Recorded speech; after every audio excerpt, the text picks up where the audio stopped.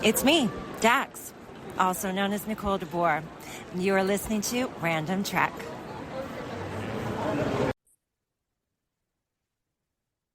Good morning, good afternoon, and welcome to another episode of Random Trek.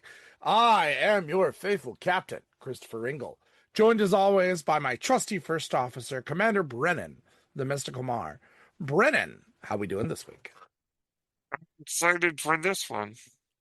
I am as well. This is actually one I remember, one of the earlier ones I remember watching when it came out.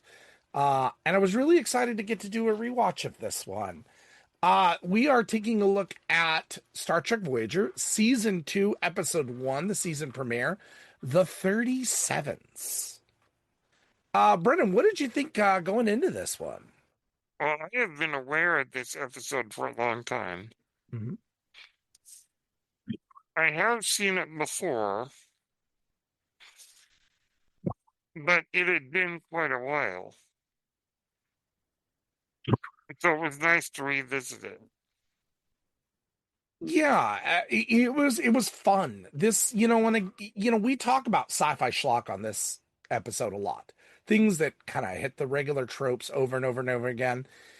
This handles the idea of alien abduction in a really cool way. And I'm really excited that we get to talk about this. So, let's go through the plot of this episode.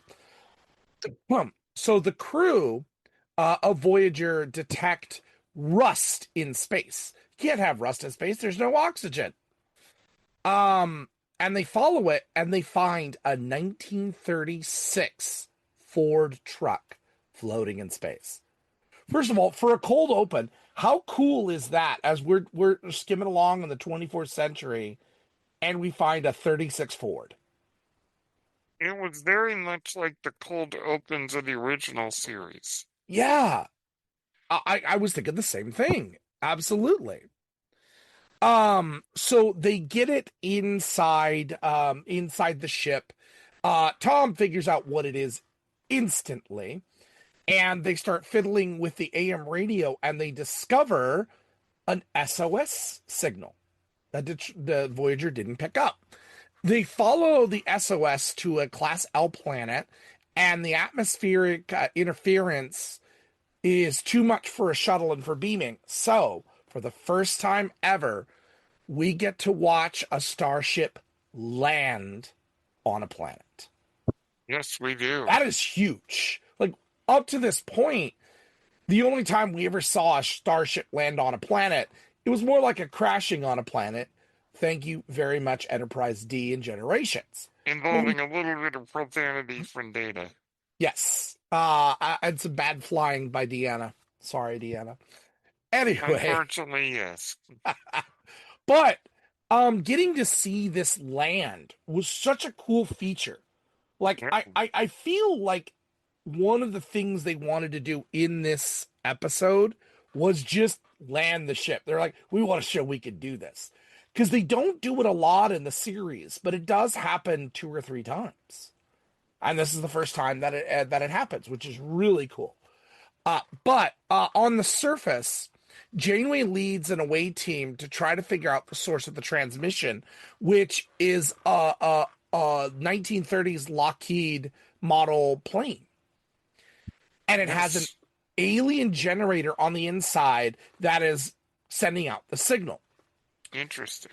Chakotay's team finds a chamber in a cave, a cryostasis chamber that have 8 humans that have been preserved since the 1930s, including, dun dun dun, Amelia Earhart. Yes. And her navigator, Fred Noonan. When I saw this, I mean, there was no surprise to it because I remember the teasers for this. Yes. But this is one of those, again, we hear about it in Doctor Who a lot. Like, we're meeting this historical figure. We're meeting this person. We get to meet Amelia Earhart. Like, one of the most important figures, female figures of the 20th century. Yeah. And Janeway talks a lot to Earhart once they revive her about the influence that Amelia Earhart has. So this was huge.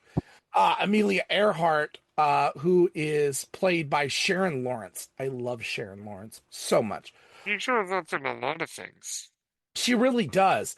Also joining is Jack Hayes, played by Mel Winkler, and a few others that we'll get into because there's one that I love, which is really cool, nice touch. But after getting them together, Fred Noonan, her navigator, uses a handgun he had hidden to hold the Voyager's crew hostage. He doesn't believe their story, and he wants to speak to J. Edgar Hoover. Well, we know that's not going to happen. Unless the Thank doctor gets on the goodness. holodeck. Thank I was goodness. thinking this like in my head, like if I had planned this, I would have said, Doctor, we need you. Go be J. Edgar Hoover. That would have Anyway, been too much. maybe a little much, yeah. But kind of right in the line of what we've seen the doctor do in the future.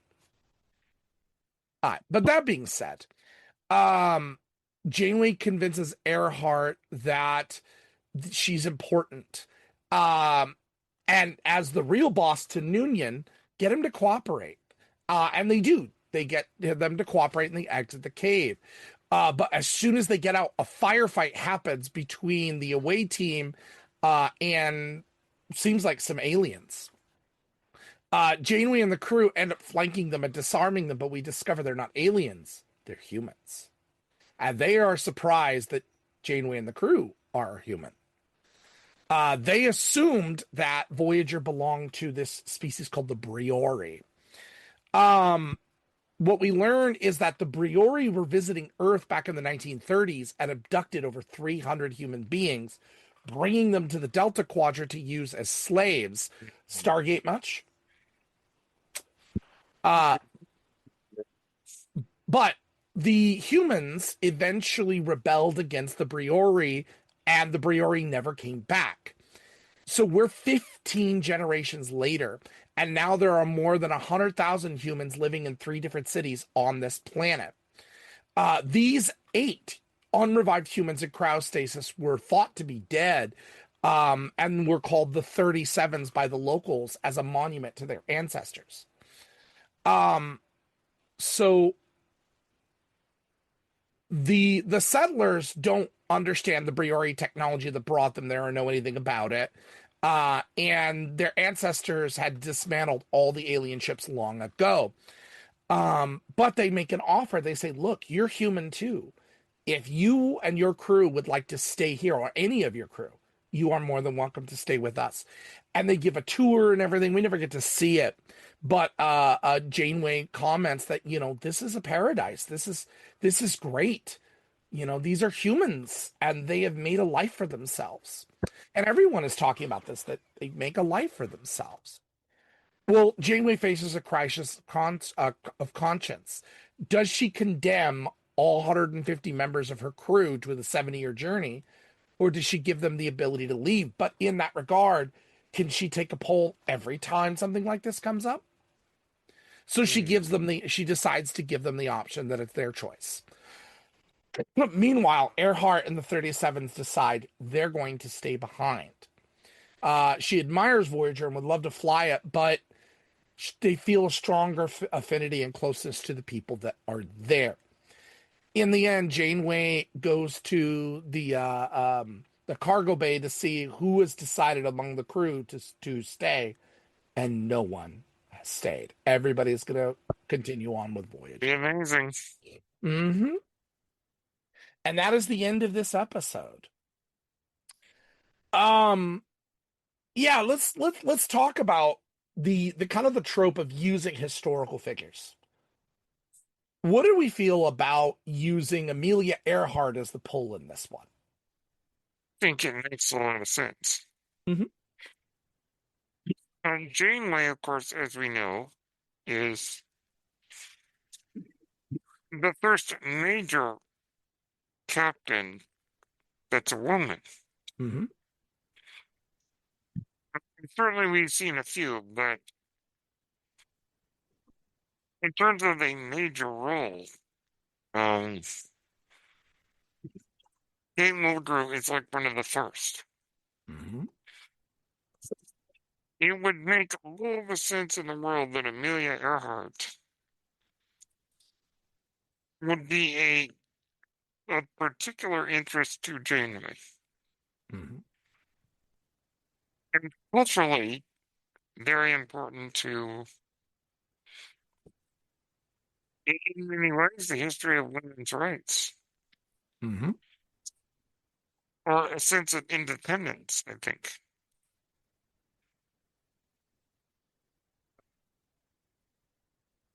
And so I think it makes a lot of sense to it be Amelia Earhart. Yeah, it is one of the greatest mysteries of the 20th century as to what happened to her. It is, yeah, it is. And so this was a cool way to do this idea that, okay, let's look at alien abductions. Alien abductions happened. Well, what happened to these people? Okay, well, they were used as slaves. Again, and actually the timing is just right. Stargate had done that. The movie had done that. And we discovered in Stargate the same idea that these aliens were taking people and use them as slave labor. But then they revolted against their people and yada, yada, yada. That's kind of the same backstory that we're getting here. A little bit comparison between the two series. Maybe they stole something. I don't know. Well, I mean, it's always been a fascination of science fiction. It's true. That's true. And of course, the mystery of Amelia Earhart has always lended itself to Mm-hmm. theories about every theory you could imagine, including alien abduction. Mm-hmm. It's a little bit like Close Encounters, Spielberg's film, The Close Encounters of the Third Kind. Mm-hmm. In the opening scene, they find a real-life flight of fighter planes that disappeared. Mm-hmm. And in that movie, it's the same thing. They were taken by aliens. Right. So sci-fi has always had an interesting relationship with that. It has. 100%. And I like when it's shifted. The perspective is shifted here. You know, it's no longer a mystery. Now we're on the other side of it. We're hundreds of years in the future and we find out what really happened. And I am curious myself, you know, how did they get in that cave? Why were they never revived? You know, I'm very curious about what happened. We never find out what a Briori is. I've always hoped in Star Trek we would eventually see what a Briori is, but we never have. But the mystery now of what happened after the fact, that's always fascinated me here. And that is something with science fiction that I love too. It's not always about the moment, but wondering what's going to happen in our future. I like that. I like that. And the acting. Oh, the acting is superb. So Sharon Lawrence as Amelia Earhart, who, what hasn't this woman done? She's terrific. She's done so many films, so many TV She's on shows. Community. Well, she was on Community. This is what I remember her for, but she's done so many other things too. I mean, I really can't list them. She's had so many different roles in so many different movies and TV. And the second one that I recognized right away was David Graff, who plays Fred Noonan, but I love a good comedy. And he plays Sergeant Tackleberry from the Police Academy films. Yes, that's right. So that's where I recognized him from here. But again, another actor that just did everything all the time. TV, movies, did not matter. He just kept going and going and going. And did quite a lot. In fact, this is not his only visit to Star Trek. He would later do an episode of DS9 in the 5th season. So that's cool. I love that. I love that. And then the one that surprised me, because I'm a big nerd, James Saito. So he plays Nogami, who is the Japanese soldier from that era. And James Saito, if you are a child of the 80s, you would be more familiar with the Shredder in the Teenage Mutant Ninja Turtle movies. At That's least the why he first looked two. familiar. Okay. He is the Shredder. Now, it's not his voice, but the physical person in the suit that we see is Mr. Saito-san. So, Yes. So again, another one of those things that I absolutely just love, that they get different people in here, and the story is friendly. Like, the only real conflict is the firefight with the humans of the planet, and after that, it reverts back to just kind of a fun sci-fi story. It's a blast. This is well done, and it's written by Jerry Taylor and Brandon Braga. Yeah. nice. Jerry Taylor we lost late last year. And then Braga, of course, Braga in Star Trek is synonymous. So I loved having a great combination here of actors. This story, it coalesces. Is it the best Voyager would have to offer? No. But it really isn't a bad way to start a season premiere.